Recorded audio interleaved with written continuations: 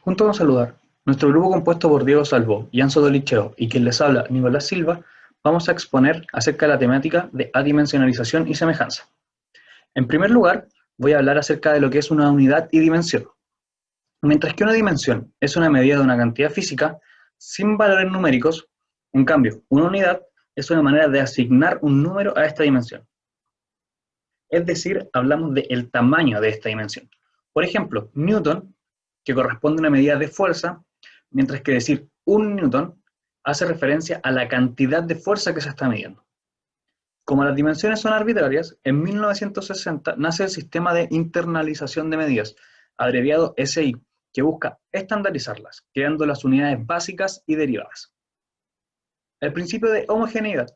El principio de homogeneidad establece que si una ecuación expresa correctamente una relación entre variables de un proceso físico, debe ser dimensionalmente homogénea.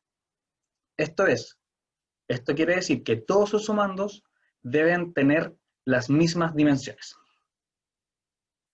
Este principio sirve, entre otras cosas, para determinar las unidades de una constante desconocida. Por ejemplo, la ecuación de Bernoulli plantea que si se toma un volumen de control para un fluido que sigue una línea de corriente de un fluido ideal, la energía que posee un fluido permanece constante.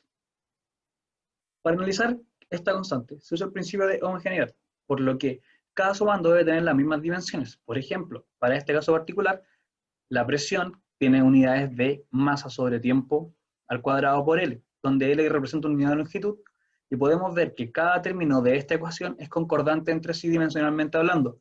Por lo tanto, sin conocer necesariamente un valor numérico de la constante C, sí podremos saber su dimensión, que va a corresponder a m sobre tiempo al cuadrado por L, tal como se muestra en la pantalla en términos rojos. Otra aplicación es que podemos encontrar las dimensiones de un término usando una fórmula conocida que describe el mismo fenómeno físico. A modo de ejemplo, yo quiero saber la constante K de la energía potencial elástica, pero recuerdo la fórmula de la energía potencial gravitatoria. Es decir, yo conozco que la energía potencial gravitatoria corresponde a mgh, en cambio la energía potencial elástica corresponde a un medio kx al cuadrado. Y yo desconozco el término, las dimensiones del término K. Por lo tanto, me voy a la energía potencial gravitatoria. El término m se mide en unidades de masa. El término g, que corresponde a la aceleración de gravedad, se mide en unidades de longitud sobre tiempo al cuadrado, y el término h se mide en unidades de longitud. Por lo tanto, al operar estos términos de forma algebraica, obtengo que la ecuación de la energía potencial gravitatoria tiene unidades de masa por longitud al cuadrado sobre tiempo al cuadrado. Yo sé que la energía va a ser una, por lo tanto puedo traspasar este resultado dimensional hacia la energía potencial elástica. La energía potencial elástica, el término x al cuadrado, es una unidad de formación, por lo tanto va a tener dimensiones de longitud. Y operando yo puedo obtener que la constante K debe tener unidades de masa sobre tiempo al cuadrado. Los números adimensionales. Como mencioné anteriormente, los términos de una ecuación deben ser dimensionalmente concordantes entre sí, por lo que si un conjunto de términos de una ecuación se dividen por un conjunto de dimensiones equivalentes a las que ya tienen, la ecuación queda sin dimensiones, es decir, se transforman en términos adimensionales. Por ejemplo, y para continuar con la ecuación de Bernoulli, al dividir por el término representado en la imagen como P subinfinito, que tiene las mismas dimensiones, es decir, también tiene unidades de presión, cada término queda de forma adimensional, ya que cada sumando tiene las mismas unidades que el término de presión. Existen también las llamadas variables dimensionales. Estas variables son las cantidades que varían en un caso dado y podrían representarse una en función de otras para mostrar los resultados. Las constantes dimensionales pueden variar de un caso a otro, pero se mantienen constantes en un experimento dado. Para ejemplificar la variable dimensional y la constante dimensional en un problema de caída libre, el cual se moldea según alguna ecuación diferencial, tenemos que la constante g va a ser una constante dimensional, la gravedad en este caso, ya que a pesar de que puede variar en algún otro problema, aquí va a considerarse constante. En cambio, el término de altura va a ser siempre dimensionalmente una unidad de longitud, pero variará en el problema. Otro conjunto son las constantes puras. Estas no tienen dimensión y nunca la tendrán. Aparecen en las manipulaciones matemáticas, es decir, lo que nosotros muchas veces tratamos como números. Por ejemplo, en la fórmula del área de un círculo, que es pi r al cuadrado, una constante pura sería el número pi.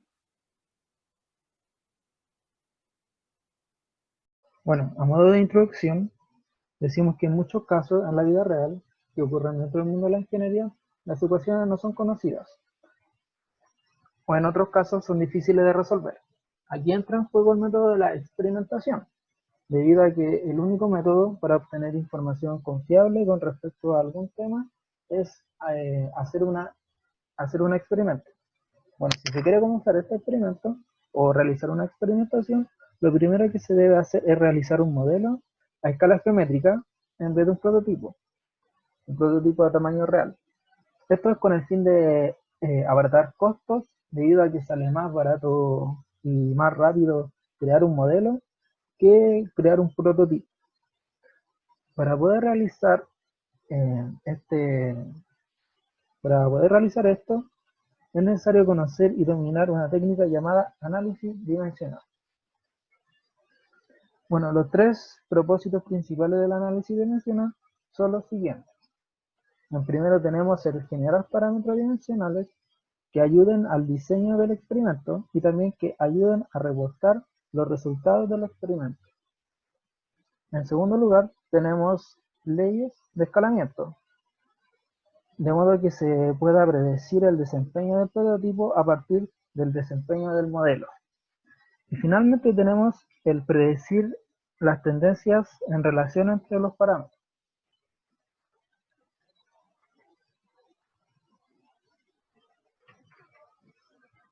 Bueno, antes de estudiar esta técnica del análisis dimensional, se necesita abordar primeramente el principio de similitud.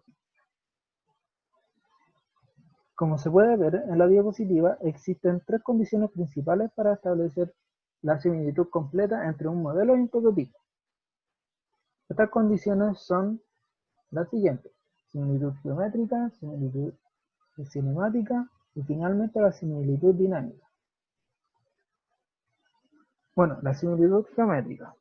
La similitud geométrica, también llamada equivalencia en escala de longitud, se dice que el modelo debe tener la misma forma que el prototipo, pero a una escala menor.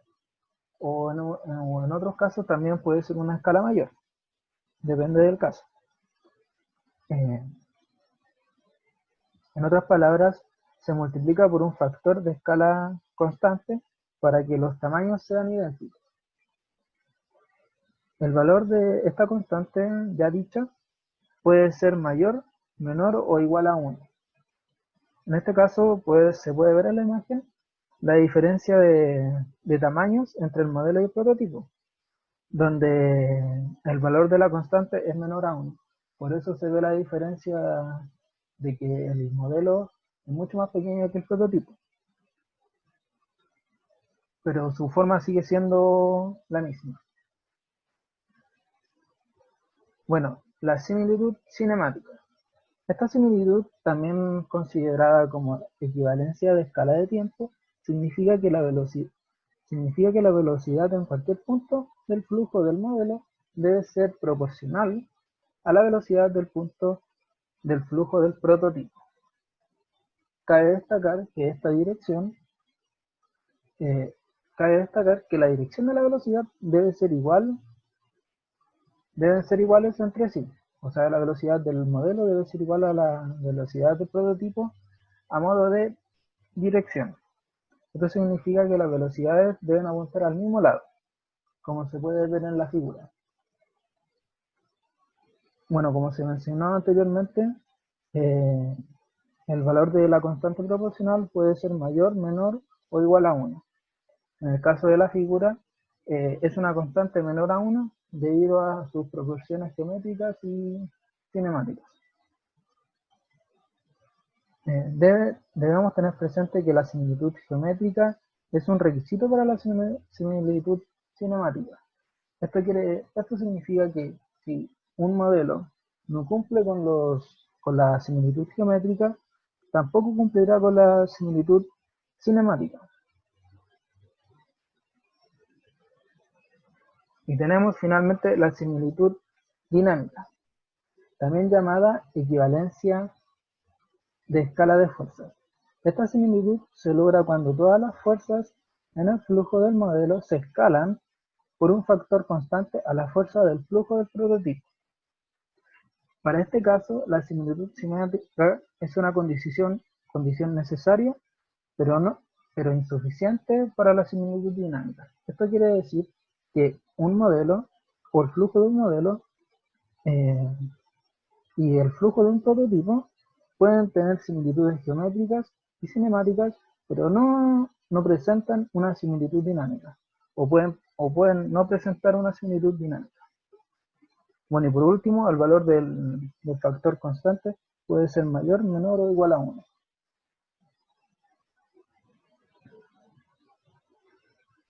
Bueno, finalmente, para garantizando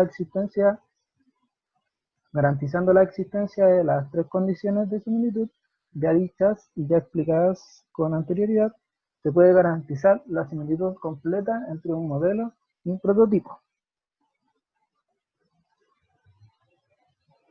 Bueno, y ahora entramos a los parámetros adimensionales. En primer lugar, para conocer los parámetros dimensionales, se usará la letra griega en mayúscula pi para detonar un parámetro adimensional. Bueno, como vemos en la formulación número 1, existe un parámetro pi1 llamado pi1 dependiente, y este pi1 en general está en función de otros pi llamados parámetros pi independientes. Bueno, en la formulación se aprecia que este pi independiente va desde 2 hasta acá, donde K es el número total de pi que hay en el sistema. Bueno, considerando que la experimentación que se quiere realizar consiste en poner a prueba un modelo a escala para poder simular un prototipo, y además garantizando la similitud completa entre el modelo y el prototipo, se obtiene la formulación número 2 que se aparece en pantalla, donde dice que los parámetros pi independientes del modelo deben ser igual al pi independiente del prototipo. Bueno, como cada pi independiente del modelo es igual a cada pi independiente del prototipo, se concluye matemáticamente la formulación número 3, donde dice que el pi dependiente del modelo será igual al pi dependiente del prototipo. Bueno, veamos un ejemplo. Considerando en el caso donde se quiere diseñar un submarino, probando primero un modelo de diseño pequeño, el cual será puesto a prueba en un túnel de viento en vez de agua, y suponiendo que el flujo es incomprensible, la fuerza de arrastre que se produce sobre el submarino, producto del aire, da origen a dos grupos adimensionales. En otras palabras, la formulación de 2pi. Como se ve en la formulación, tenemos a pi1, que es una forma no estándar del coeficiente de arrastre, y por otro lado tenemos el pi2, que es el número de Reyn. Bueno, el pi1, su simbología es Fd, que es la magnitud de la fuerza de arrastre, donde tiene ρ, que es la densidad, que en este caso es del aire, la velocidad del submarino, que es representado por una V mayúscula, y L mayúscula, que es el largo de este submarino. Y en el pi2 tenemos la U, que es la viscosidad del ambiente, que en este caso es la viscosidad del aire. Bueno, para seguir el tema que estaba explicando mi compañero Diego, es que será este ejercicio que ayudará a complementar lo que él habló. En este ejercicio se tiene que un grupo de estudiantes diseñó un pequeño submarino a escala prototipo de longitud 2.24 metros, esperando que éste pueda viajar en el agua a una velocidad de 0.56 metros partidos en segundos. Considerando que el agua dulce de un lago está a 15 grados Celsius, el equipo decide construir este modelo a un octavo de su escala principal, para probarlo en un túnel de viento. Es importante mencionar que el sistema posee un escudo que rodea el puntal de la balanza de arrastre, de modo que la fuerza de arrastre del puntal no influye en la fuerza de arrastre del modelo.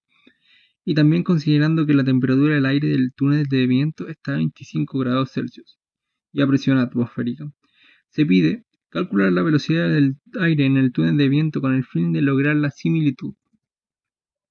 Antes de comenzar a realizar el ejercicio, es importante mencionar que se seguirá la misma estructura que propone el autor al resolver sus ejercicios, que consta de supuestos, propiedades, análisis y una discusión de los resultados.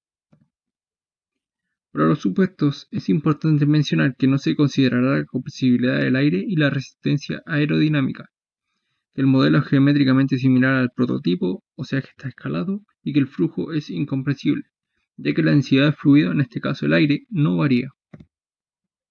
Ya con las propiedades, por tabla se puede obtener para el agua a 15 grados Celsius y a presión atmosférica, que este posee una densidad de 999.1 kg partido en metro cúbico y una viscosidad de 1.138 por 10 a la menos 3 partido en metros segundos.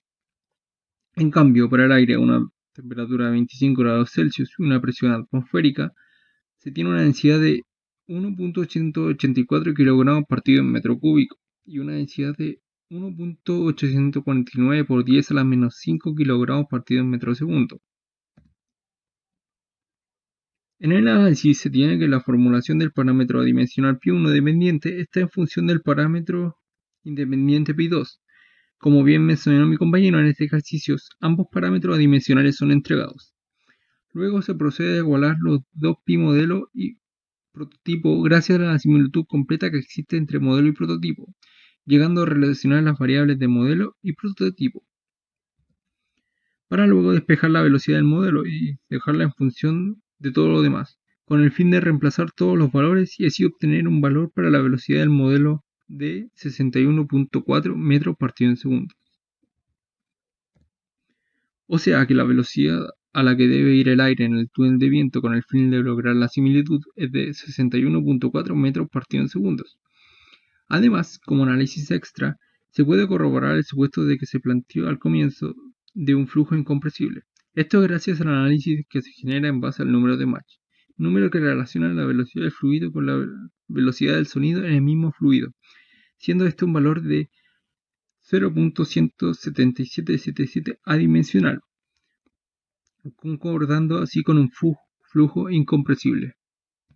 Bueno, si bien el ejercicio anterior en parte se hizo fácil porque se dio el dato de los parámetros adimensionales π1 y π2, el ejercicio hubiera sido imposible desarrollar sin esos datos, además de que no se poseen los conocimientos hasta el momento para desarrollar dichos parámetros adimensionales, con el fin de una futura aplicación de lo visto anteriormente. Para resolver la problemática anterior es que se desarrolló una forma de hallar parámetros adimensionales en problemas, el cual es el método de repetición de variables y el teorema de Pi de Buckingham, que posee como característica principal que es simple aplicar, y por ello es tan popular. Dicho método consta de 6 pasos. Para el paso 1 se debe considerar todos los n parámetros que posee el problema, o sea, variables dimensionales, adimensionales y constantes dimensionales, enumerándolos, siendo importante que para cualquier parámetro independiente de la lista no se le pueda expresar en sus términos. Por ejemplo, en la fórmula del área de una circunferencia A es igual a pi al cuadrado, no se debe incluir el radio y el área, ya que ambos son independientes, es decir, uno depende del otro. Para el paso 2 se debe enumerar cada dimensión primaria de cada n parámetro. Para el paso 3 se debe definir con la letra J el número de dimensiones primarias del caso anterior, con el fin de calcular el número esperado de parámetros adimensionales pi. Todo esto gracias al teorema de Pi de Buckingham, representado con la letra K. Para ello se tiene la fórmula K igual a n menos J. Para el paso 4, dentro de todos los parámetros J, se deben elegir los J parámetros repetitivos, que se utilizarán para construir cada parámetro adimensional pi. En este caso suele ser el más complejo, porque existen varios métodos para la elección de dichos parámetros repetitivos. Para el paso 5 se genera cada parámetro adimensional pi según el número esperado K. por la agrupación de las j variables repetidas con una de las que quedaron, forzando a que el producto sea adimensional. Y para establecer dichos grupos adimensionales es que se utilizan ciertos parámetros adimensionales ya establecidos, como los siguientes. Estos son algunos parámetros adimensionales pi comunes en mecánicas de fluidos o transferencia de calor, ya establecidos en honor a las personas que han contribuido en el desarrollo de la ciencia y la ingeniería. Y en el paso 6 se procede a comprobar que para cada parámetro adimensional pi sea adimensional, con el fin de escribir la relación de la forma ya vista anteriormente. Para lograr entender este poderoso método es que se tiene el siguiente ejercicio. Se tiene un flujo incompresible dentro de una tubería de densidad ρ y viscosidad μ en una tubería redonda de diámetro d. Dicho flujo posee un perfil de velocidad según la figura como una velocidad v promedio a través de la sección transversal. Debido a las fuerzas de fricción que existen entre el fluido y la pared de la tubería, es que existe un esfuerzo cortante tau sub W sobre la superficie de la tubería y una rugosidad promedio constante epsilon a lo largo de la superficie interior de la tubería, siendo todos estos parámetros constantes mientras que la presión varía a lo largo de la tubería, con el fin de que disminuya, creando así una diferencia de presión para lograr empujar el fluido a través de una tubería para superar la fricción. Para ello es que se pide determinar una relación adimensional entre el esfuerzo de corte tau sub W y los otros parámetros del problema. Aplicando ya al paso 1, se enumeran todos los parámetros presentados en el problema: el esfuerzo cortante, la velocidad promedio, la rugosidad, la viscosidad, la densidad y el diámetro, para tener un total de n igual a 6, quedando la siguiente relación: el esfuerzo cortante en función de los otros parámetros. Ya con el paso 2 se analizan las dimensiones primarias de cada parámetro, donde se destaca que se repite la masa, los segundos y el largo. Para el paso 3 se establece que la reducción j igual a 3, ya que existen solamente 3 dimensiones primarias para todos los parámetros: la masa, los segundos y el largo. Luego, gracias al teorema de pie de Buckingham, se establece que el número esperado de parámetros adimensionales pi es 3. Siguiendo con el paso 4, de acá se establecen los j parámetros repetidos, es decir, los 3 parámetros repetidos, que son la velocidad promedio, el diámetro y la densidad. Como este paso suele ser muy complejo, se utilizan ciertos criterios para la elección de estos parámetros. Por ejemplo, el esfuerzo cortante no puede ser, porque es una variable dependiente. La rugosidad tampoco, porque tiene las mismas dimensiones que el diámetro, así que sería redundante. Y la viscosidad no, ya que no se quiere que ésta aparezca en cada parámetro adimensional pi. En este paso se procede a calcular cada parámetro adimensional pi, agrupándolos con las j variables repetidas que se eligieron. Para pi1 de la relación ya establecida se da paso a analizar qué ocurre con las unidades. Por ello es que se fuerza que las unidades de todo el conjunto sean adimensionales, o sea, haciendo que la masa, el largo y el tiempo estén todas elevadas a 0, con el fin que dé 1 y se logre resolver el sistema lineal de ecuaciones para hallar las unidades de dicho parámetro adimensional. Al resolver el sistema, da que el parámetro dimensional pi1 tiene las unidades que lo llevan a la forma esfuerzo cortante partido en densidad por velocidad promedio al cuadrado. Y gracias a la similitud que existe, es que el parámetro dimensional pi1 pasa a modificarse por un factor de 8, el cual pasa a ser el factor de fricción de Darcy, que se denotará con la letra F sub Darcy. Para el parámetro dimensional pi2, el procedimiento es el mismo. De la relación se fuerza a que el resultado sea dimensional, haciendo que la masa, el largo y el tiempo estén elevados a 0, con el fin de hallar solución al sistema y encontrar que el parámetro dimensional pi2 es exactamente igual al número de Reynolds, representado con la letra R. Y el parámetro dimensional pi3 se repite todo el proceso, llegando a que la solución al sistema es la rugosidad partido en el diámetro de la tubería, el cual se llama rugosidad relativa. Para ir ya finalizando, se establece que el parámetro adimensional dependiente pi1 está en función de los parámetros adimensionales pi2 y pi3, para hallar que el problema está representado por el factor de fricción de Darcy en función del número de Reynolds y la rugosidad relativa. Para ir concluyendo el ejercicio, se puede decir que este método es una fuerte herramienta que puede ser aplicada en un sinfín de situaciones. De ahí que es el método más utilizado para hallar parámetros adimensionales, presentando diversos beneficios, como por ejemplo, que no se necesiten preconceptos o ideas previas, ya que perfectamente este problema se puede abordar mediante la mecánica de fluidos que hemos estudiado. Pero uno, sin tener idea de estos conceptos y contar solamente con el método de repetición de variables y el teorema de Buckingham, es capaz de hallar una solución al problema, como también que no es necesario aplicar principios o leyes científicas en el problema, porque en este caso, donde trabaja la mecánica de fluidos, la gran cantidad de variables que se puedan llegar a tener hace que, en ciertas condiciones, las leyes científicas que explican los comportamientos de los sistemas no se logren aplicar adecuadamente, debido a los errores que conllevan.